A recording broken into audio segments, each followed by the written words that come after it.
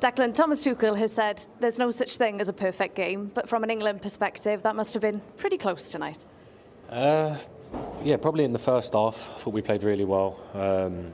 Applied a lot of pressure, created a lot of chances, and obviously scored 3. I think in the second half it probably slowed down a little bit, and Wales were able to play a little bit more. But we knew it was going to be a tough game because Wales under Craig Bellamy have been, unbelievable in their last few games. Every clip we've watched, the games we've seen live, they really pass it well out of the back. They're really fluid, great chances, and we knew it was going to be a really tough night. But to go 3-0 up in the first half was really good, and it's a shame we couldn't build it in the second half. But in the end, it was a positive.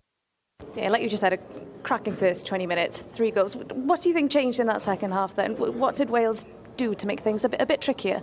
I think our energy probably stopped a little bit. They started finding a few more solutions. I think they had a couple of chances where we was up in their third and they got out on a throw-in, and the next thing the ball's in our box.